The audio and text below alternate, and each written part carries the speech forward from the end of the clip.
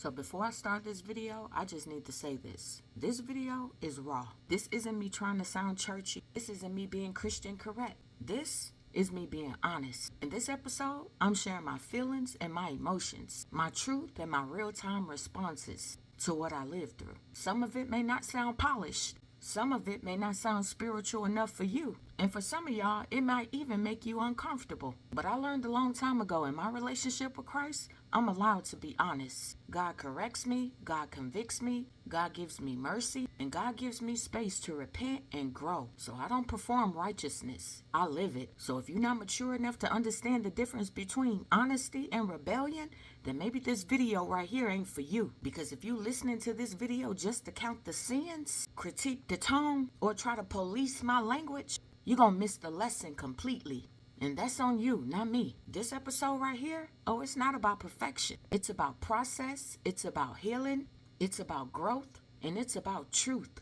So listen to it with maturity, or don't listen at all. And I need to say this too. See, it's only a few of you that are watching and listening to these episodes. Understand that this is not some old story that I pulled out of my back pocket. This is my real-time life. See, many of y'all assume that this is something that I experienced years ago and that I've already overcome it. And that's why y'all don't understand the emotion behind it. That's why this feels heavy.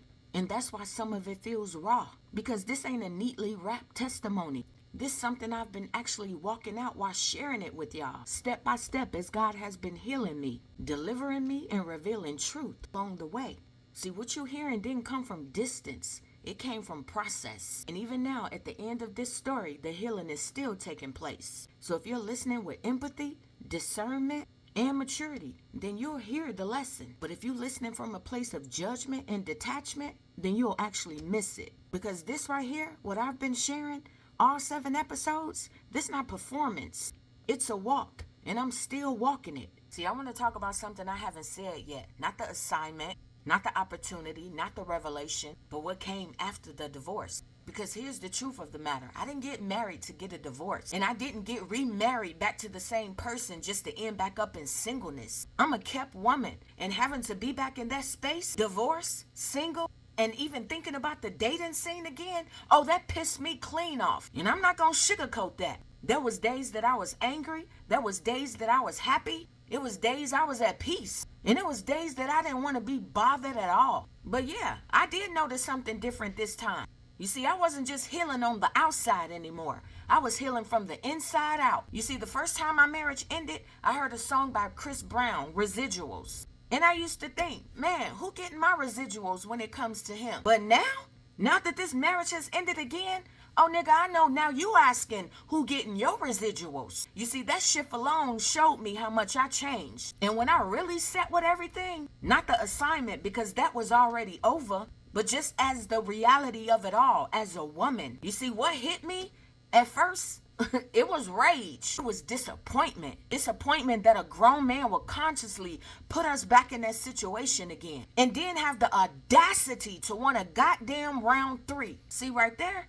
That's when I knew I wasn't angry no more. This became comical and clear. You see, this whole experience taught me something very important, that you can't change people. And it ain't because I came into the marriage trying to change him. I didn't. This also made me realize something very important about the anointing on my life. Yes, the anointing breaks yokes, but there has to be an agreement. Just like salvation requires agreement, deliverance requires agreement. And for a long time, I questioned the anointing on my life. I question it because of his choices. I question it because of his relapse. I question it because of his lack of transformation. But I know now, I am exactly who God has called me to be. I am exactly who God says that I am. The anointing on my life is solid. It was never lacking. The issue was never power. The issue was agreement. And I'm putting it all out here right now because this is the last video.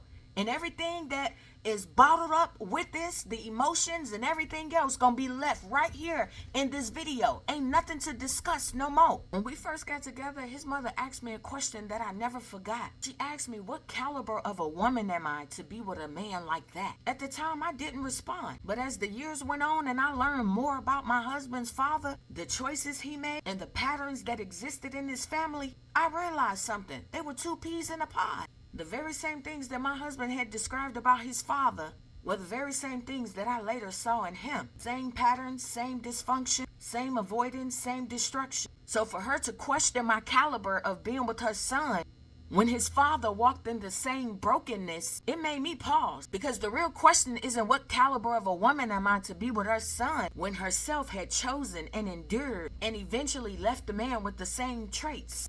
Made me see things differently. See, when she looked at me, she wasn't just questioning me. She was actually seeing herself. She saw a woman that was strong enough to endure, a woman that stayed long enough than I should have, and a woman that could possibly help her son come out of the trenches. You see, sometimes when people see themselves in you, especially the part of them that never healed, it comes out as judgment, not honesty. She knew, just like everybody else knew, that the reason her son survived this long, the reason he had opportunities, the reason he didn't completely self-destruct sooner was because of me, because of my prayers, my covering, my discipline, my presence. So the real question was never, what caliber of a woman am I? The real question was, what kind of woman keeps a grown man alive when his choices keep killing him? You see, I'm the kind of woman that endures till God says stop. I'm the kind of woman that completes assignments instead of abandoning them halfway. I'm the kind of woman that obeys God, even when obedience costs me years of my life. And I'm the kind of woman that knows how to walk away, not in bitterness, but when somebody refuses to choose life. That's the caliber of a woman I am. You see, opportunity was never about him. For a long time, I sat with that word that the Holy Spirit had gave me. Opportunity. You see, at the time, I believed that opportunity meant restoration. I assumed it meant reconciliation. I assumed that it meant second chance, but it didn't. Opportunity was never about starting over. It was always about seeing clearly. You see, when I heard that word opportunity, I was no longer broken. I wasn't desperate, I wasn't lonely, and I wasn't looking for validation. I had peace, I had clarity, I had joy, I had momentum. And that matters because God does not speak the same way to the healed version of you that he does to the wounded you. See, what sounds like permission to a broken heart is often confirmation to a healed one. You see, sometimes God allows you to revisit something familiar, not because you belong there, but because you're finally healed enough to leave without confusion. This wasn't about endurance. This wasn't about proven love. This was about covenant. This was about confirmation. Confirmation that I no longer confuse potential with promise. Confirmation that I no longer romanticize effort over responsibility. Confirmation that I no longer negotiate with familiar dysfunction. You see, earlier in my life, I attracted people who reflected the areas that I was still unhealed in.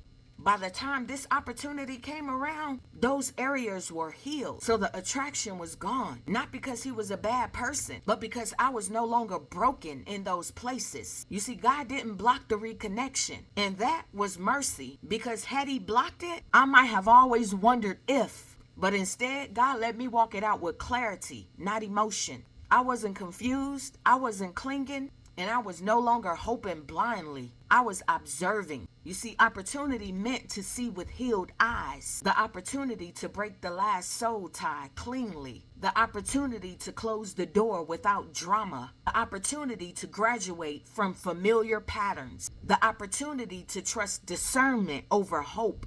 You see, assignments are seasonal. Covenants are sustainable. Assignments stretch you. Covenants cover you. And when an assignment is complete, it doesn't end in chaos. It ends in clarity. I didn't fail a marriage. I didn't miss God. I didn't lack faith. I completed an assignment. And the opportunity, it was never about him. It was always about making sure that I never carried what I was already healed from into my next season. That ain't loss. That's graduation. Yep, I said it.